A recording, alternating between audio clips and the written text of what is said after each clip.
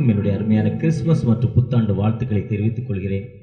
இந்த கூட்டங்களுக்கு இந்த பள்ளியை திறந்து கொடுத்து தங்களால் முடிந்த இந்த உணவு அவங்க தான் கொடுக்குறாங்கன்னு நினைக்கிறேன். உங்களை வாழ்த்துகிறேன். இன்றைக்கி இங்கே உட்கார்ந்த உடனே எனக்கு அருமையான ஒரு வாக்கு தத்துவத்தை ஆண்டவர் தந்தார். பைபிள் அதை பார்த்துட்டு வேகமாக மெசேஜ் ஒரு 2-3 நிமிஷத்தில் எழுதிட்டேன். ரொம்ப அருமையான சொல்கிறார். எரேமியா 10 கர்த்தாவே உமக்கு ஒப்பானவன் யார்? உம்முடைய வல்லமை பெரியது, நீரே பெரியவர். கர்த்தாவே உமக்கு ஒப்பானவன் யார்? உமக்கு ஈக்குவல் அந்த உலகத்தில் யாருமே இல்லை. நீ பெரியவர். You are great.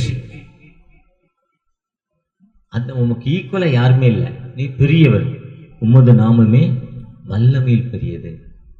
ஏன்னா அந்த எலியா பாருங்க, டேய் உன் கடவுள் பெருசுனா சொல்றா, அடரா அடரா வெட்டுறா குத்துறான்னா, நாளிலேருந்து ராத்திரி வரையும் அடிச்சான், வெட்டினான், குத்துனான், ஒண்ணுமே நடக்கலை.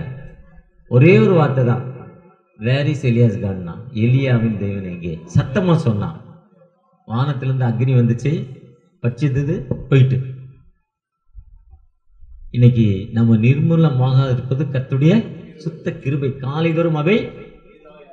ஏன்னா இவங்க ஏரியாவில் அப்படிப்பட்ட ஏரியா, அந்த பாரதி நகர் உள்ள அவர் வீட்டை சுற்றி டெரரிஸ்ட் தான் இருந்தாலும் அவங்க வீட்டுக்கு ஒரு ட்ரிப் போயிருந்தேன். இப்போ எப்படி கொஞ்சம் வசதியாக இருக்க மாதிரி தான் தெரியுது. முன்ன பார்த்தா நான் ஒரு 10 வருஷத்துக்கு முன்னாடி அவங்க வீட்டுக்கு போயிருந்தேன். ஒரு ரூமு, அடுத்த ரூம் 2 ஓலை கொட்டான். அடுத்த ரூமில் கட்டிலு கீழே தான் எல்லா ஜாமானும். கட்டிலுக்கு மேலே வெறும் ஒரு பிள்ளைங்க. ரொம்ப பின்தங்கின நிலைமை, ரொம்ப கண்ணீர் வந்துருச்சு. ஆண்டவர் பெரியவர். இந்த ஆண்டவற்றை நம்ம எப்படி இருக்கணும்? ஒரு அப்பா, அம்மா, மகன், 4 பிள்ளைகள். சர்ச்சில் பொறுப்பாக இருந்தாங்க. என்னை மாதிரி 30 வருஷம் செக்ரட்டரி, 10 வருஷம் கப்பரர், அதுக்கப்புறம் இன்னைக்கு ஐயர் ஆயாச்சு, அதுக்கப்புறம் ஐஎம்எஸில் பிரசிடெண்ட் ஆயாச்சு, அதுக்கப்புறம் சாரா டக்கர் செக்ரட்டரி ஆயாச்சு, இப்போ என்எம்எஸ் ட்ரெஷரர் ஆயாச்சு. இப்படி பல ஊழியங்கள் ஆண்டவர் கொடுத்துருக்கிறாரு. ஆரம்ப காலங்களில் ஒரு சின்ன ஊழியம். ஆரம்பத்தில் நம்ம ஐயா சத்தியமூர்த்தி ஐயா கிறிஸ்மஸுக்கு கூப்பிட மாட்டாரான்னு எதிர்பார்த்துட்ருப்பேன். அப்படிப்பட்ட காலங்கள்லாம் உண்டு. இப்போவும் அவருடைய சர்ச் எனக்கு ஒரு மறக்க முடியும். என்னுடைய வீடு மாதிரி, அது என்னுடைய வீடு மாதிரி. எப்போவுமே அவர் எனக்கு ஒரு சொந்த சகோதரன் மாதிரி. என்ன அடித்தாலும் என்ன திட்டினாலும் வாங்கிக்குவார், ஒன்றும் சொல்ல மாட்டார். நியாயத்தை தான் நீ சொல்கிறேன்னு போயிடுவார். ஒரு சில கோச்சிட்டு போயிடுவாங்க, அவங்களுக்கு தோற்றுறோம். அந்த அளவுக்கு எனக்கு ஒரு அன்பான சகோதரர், அன்பான சகோதரி, 2 பிள்ளைகள், ரொம்ப நேசிக்கிற பிள்ளைகள். அப்படிப்பட்ட காலங்களில் இன்றைக்கி பார்த்தீங்கன்னா ஆண்டவர் நிறையா ஆண்டோடைய வார்த்தை சொல்வதற்கு எனக்கு கிருபை செய்திருக்கிறார். நிறைய பாஸ்டர்ஸ் எங்கே போனாலும். நேற்று ஒரு மீட்டிங் போனேன், நான் போகிறேன்னு 30 பாஸ்டர்ஸ் வந்திருந்தாங்க ஒரு மீட்டிங்கில். அப்படி எந்த ஏரியாவுக்கு எங்கே போனாலும் 30-40 பாஸ்டர்ஸ் வர்றாங்க. அந்த அளவுக்கு ஆண்டவர் ஊழியத்தில் என்னை வளர்த்துருக்கிறாரு. எதுக்குன்னு தெரியாது, நான் நல்லவாங்கிறதுக்கு இல்லை, ஆண்டோடைய சுத்த கிருபைன்னு சொல்லலாம். அப்படிப்பட்ட ஊழியத்தை செய்த அப்பா, அம்மா, 4 பிள்ளைகள். அப்பா ஒரே ஒரு கெட்ட பழக்கம், சிகரெட் பிடிப்பாங்க, இல்லை பொடி போடுவார், இல்லைன்னா புகையில போடுவார். காசு இல்லைன்னா கடன் வாங்குவார். பக்கத்து கடையில் கடன் வாங்கினார். அண்ணன் கடை வச்சிருக்கிறாரு, டேவிட் அண்ணன். ஒருத்தர் கடன் கொடுத்தோன்னா அடுத்த நாள் கடைக்கு வர மாட்டாங்க, பக்கத்து வழியாக 100 கடைக்கு போயிடுவாங்க. கடன் கொடுக்காம தான் அந்த ஆள் ரெகுலராக வந்துக்கிட்டே இருக்கும். இது ப்ராக்டிக்கலாக கடை வச்சுருக்கவங்களுக்கு தெரியும். நான் கடையில் இருந்தால் தானே எனக்கு தெரியும். கடன் கொடுத்தப்பறம் அந்த தெருவுக்கு வர மாட்டாங்க, இன்னொரு தெருவிலேயே இன்னொரு தெருவுக்கு போயிடுவாங்க. கடன் கொடுக்கலாம், திரும்ப ரெகுலராக வருவாங்க. 1 நாள் 2 நாள் வர மாட்டாங்க, அப்புறம் வந்துடுவாங்க. கடன் கொடுத்தா அந்த கடன் விற்போனா கேட்பார், அதனால் இன்னொரு கடைக்கு போயிடுவாங்க. இதே மாதிரி சுற்றி கடன் ஆச்சு. 1 by 1 ஆச்சு. 1000 ரூபாய்க்கு 2000 ரூபா, 2000 ரூபாய்க்கு 6000 ரூபா, 6000 ரூபாய்க்கு 12000 ரூபா, 12000 ரூபாய்க்கு 30000 ரூபா கடன் வாங்கி ஊரெங்கும் கடன் ஆகிட்டு ஃபைனான்ஸ்காரன் வீட்டை சுற்றி வர ஆரம்பிச்சிட்டான். சத்தம் போட்டு பேச ஆரம்பிச்சிட்டான். ஃபைனான்ஸ்காரனுக்கு ஒரே வழி, துணியை தூக்கி முள்ளில் போட்டாச்சு, அதை எடுக்கிறதுக்கு வழி அவனை மானத்தை வாங்குற மாதிரி திட்டினா தான் துட்டு கொடுப்பான்னு திட்டி அந்த ஆள் என்ன பண்ணார்? செத்தே போனார். கடன் வாங்கினவர் கடன் கொடுக்காம என்ன பண்ண போனார்? செத்தே போனார். இதுதான் நிலைமை. பொதுவாக ஆண்டவர் சொல்கிறாரு, நீ பெரியவருங்கிறார். பெரியவர்னு சொல்ல ஆண்டவர் சொல்கிறாரு. உபாகமம் 28:12 வாசிங்க. உன் பொக்கிஷ சாலையிலிருந்து உன்னை நான் வெளிப்பட பண்ணுகிறேன். நல்ல பொக்கிஷ சாலை, நல்ல குடோன். நல்ல குடோன்னா எங்களுக்கு தெரிஞ்ச ஒருத்தர் உண்டு. அவங்க அப்பா 5 ஏக்கர் சென்னையில் வாங்கி விட்டு போயிட்டார். சென்றான இடத்துல அவர் போன பிறகு விற்று சாப்பிட்றாரு. அது நல்ல பொக்கிஷ சாலை. எது? எப்படி அந்த சுரை தண்ணி மாதிரி வந்துக்கிட்டே இருக்கிறது. நல்ல பொக்கிஷ சாலை. அதான் நம்ம சொல்லுது, வாசிங்க. முதல்ல ஏற்ற காலத்தில் மழை பெய்யுமா? மழை கண்டேன்னா எங்கள் ஊரில் எப்போவுமே மழை பெஞ்சு எங்கள் குளம் நிறையாது. இப்போ 2 வருஷமாக மழை பெய்யுது. கிட்டத்தட்ட எல்லா ஊர்லேயும் மழை பெஞ்சு செழிப்பாகி அழிச்சிட்டு எங்கள் ஊரில் மழையே இல்லை. நான் ஜெபம் பண்ணிக்கிட்டே இருந்தேன். எங்கள் ஊரில் மட்டும் மழை இல்லையாப்பா, என்னப்பா அது அநியாயம், ஒரே நாளில் பெய்யணும். ஒரு 3 நாளாக ஜெபம் பண்ணேன்.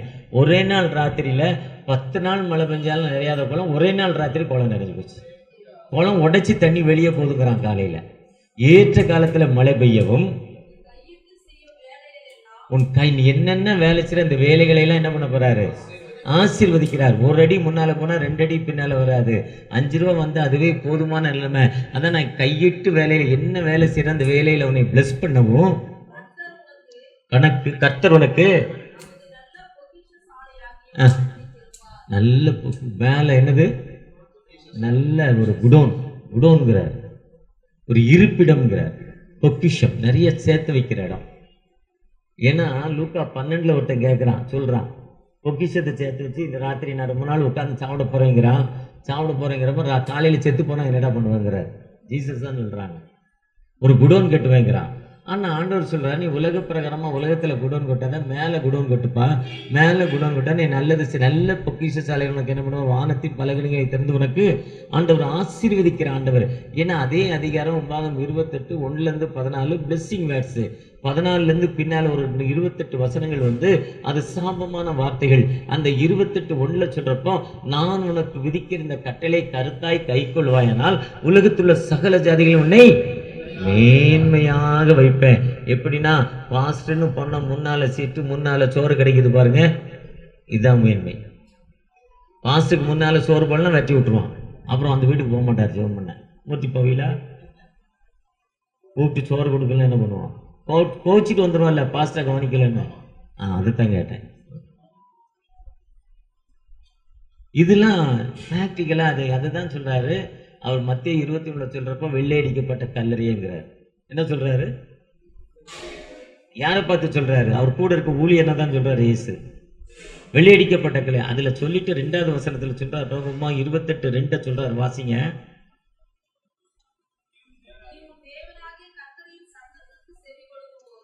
உன் தேவனாய கர்த்தருக்கு லிசன் பண்ணாதான். இல்லைன்னா லிசன் பண்ணனா கடன் வாங்கி என்ன பண்ண போவான். இப்போ இங்கே சத்தியமூர்த்தி ஐயா எல்லாத்துக்கும் தெரியும், பரமேஸ்வர நகர் ரயில்வே கேட்டு தாண்டி போனால் ரைட் ஹேண்ட் சைடில் சர்ச்சு. ஃபஸ்ட்டு போனீங்கன்னா சர்ச்சு இடம் மட்டும்தான். அப்புறம் 7 அடியில் தான் அவங்க வீடு. 7 அடியா 10 அடியா? 7 அடி தான். 7 அடி தான். நான் வீட்டுக்குள்ளே போய் சர்வீஸ் முடித்து காஃபி டிஃபன் தருவாங்க, சாப்பிட்டுட்டு வந்திருக்கேன். எப்போவுமே என்ன, நான் நேசிக்கிற ஒரு சகோதரர், ரொம்ப நேசிப்பேன், அவங்க நேசிப்பாங்க. இப்போ பார்த்தா பின்னால் 120 அடி பின்னால் போயிருக்காரு. ஃபவுண்டேஷனரை போட்டுட்டு ஆண்டு விழாக்கு சர்ச்சு கேட்டேன். எப்பன்னா அந்த அம்மா பாருங்க, வெள்ளிக்கிழமை சாயங்காலம் நான் வேலையை முடிச்சு 7:30 மணிக்கு வந்தா 2 பெண்கள் அந்த அம்மா உட்காந்து ஜெபம் பண்ணிட்டு இருக்கு. இவர் ஜெபம் பண்ண மாட்டார். இவர் எனக்கு தெரிஞ்சு ஜெபம் பண்ண சரித்திரமே கிடையாது. பார்த்து அவங்களுக்கு தான் அந்த பொருள் அவர் சொன்னதான்.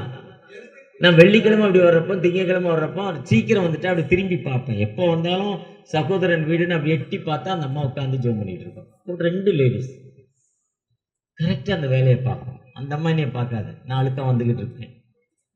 எப்படின்னா நீ லிசன் பண்ணணும். என்ன பண்ணணும்? கர்த்தருடைய சத்தம் என்ன சொல்லுது, கர்த்தருடைய வார்த்தை என்ன சொல்லுது. யாத்ராம் 20ஆம் அதிகாரத்தில் சொல்றாரு, கட்டளைகள். இன்னொரு இடத்துல சொல்ல, நீயோ கடன் வாங்காதிருப்ப, அநேக ஜாதிகளுக்கு நீ கடன் கொடுப்பார். இன்னொரு இடத்துல சொல்றாரு, மார்க் 12:29 சொல்றாரு, உன் தேவனாய கர்த்தர் ஒருவரே. இதற்கு ஒப்பாயிருக்க 2வது கற்பனை, உன்னிடத்தில் அன்பு கூறுவது போல. அந்த 10 கட்டளைகளுக்கு அப்புறம் 6 கட்டளைகளை ஒன்றாக சேர்த்து SMS ஆக்கி அன்பு, லவ், சேரிட்டியை பத்தி சொல்றாங்க அந்த இடத்துல. அப்போ அதுதான் கட்டளை. எப்ப நீ செவி கொடுக்கிறியோ, ஏதோ வந்தோம், மெசேஜ் கேட்டோம், நல்லா பாடினாரு, நல்லா வார்த்தை சொன்னாங்க, முடிஞ்ச உடனே கொஞ்சம் பிரியாணி கம்மியாகிட்டு, எனக்கு வந்தது பீஸு சரியில்லை, அவங்களுக்கெல்லாம் போட்டாங்கன்னு நினச்சிட்டு போனால் ஆண்டவர் செவி கொடுக்கறதில்ல.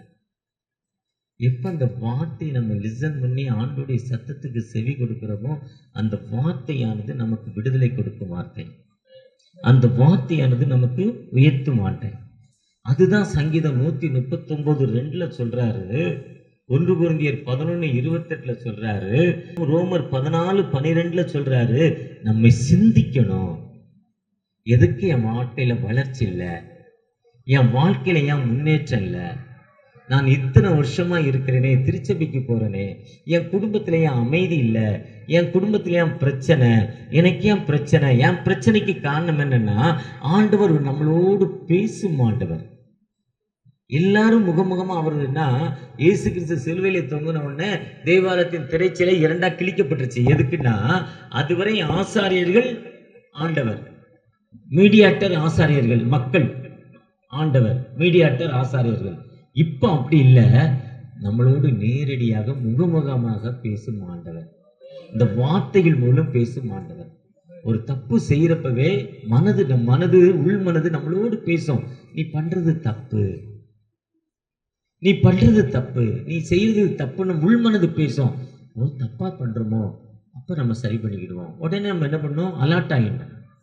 அதுதான் நம்ம கம்யூனியன் சர்வீஸ்ல சொல்றப்போ, பரமபிதாவே உமக்கு விரோதமாய் எங்கள் அயலாருக்கு விரோதமாய் பாவம் செய்தோம் என்று அறிக்கை இடுகிறோம், ஒளியில் நடாமல் இருளில் நடந்து வந்தோம், கிறிஸ்துவின் நாமத்தை சொல்லி தீமை விட்டு நாங்கள் விலகவில்லை.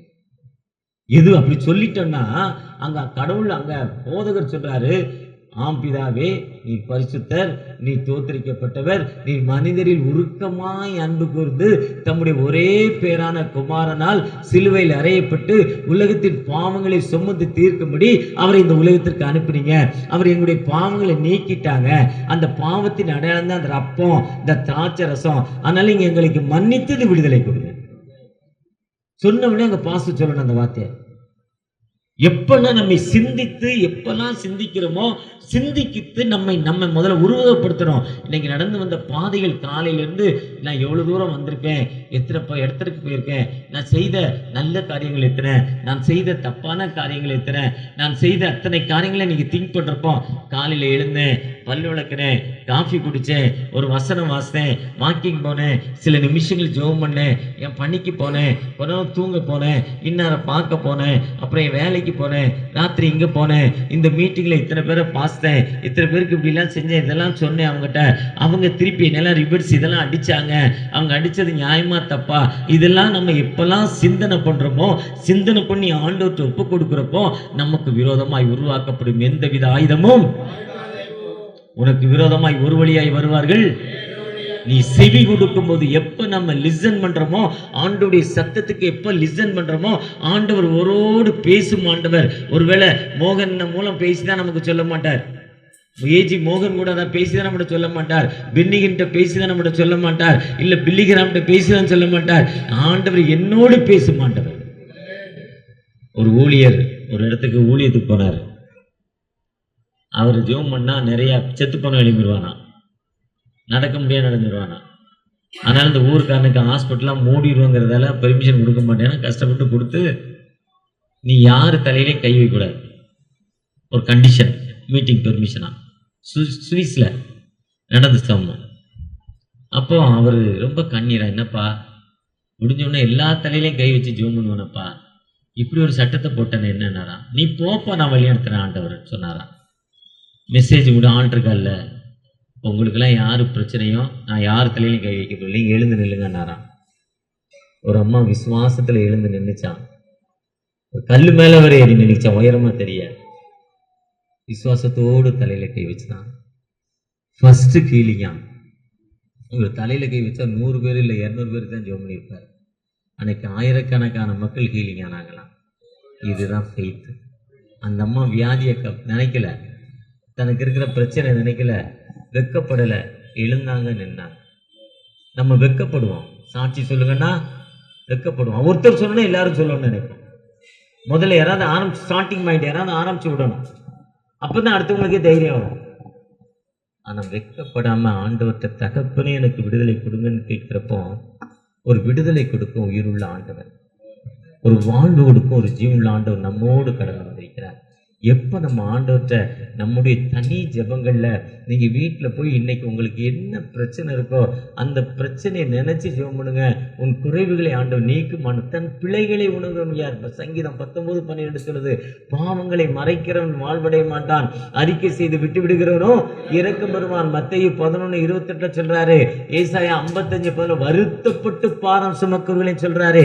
ஏசாயா 59 ரட்சிக்க கூடாதபடி கர்த்தருடைய கை கேட்க கூடாதபடி அவரு அவருக்கு செவிடன் இல்லைங்கிறார். அவர் சொல்ல, நான் செவிடன் இல்லப்பா. எப்பன்னா நீ என்ன பண்ணக்கூடாது, தப்பு பண்ணக்கூடாது.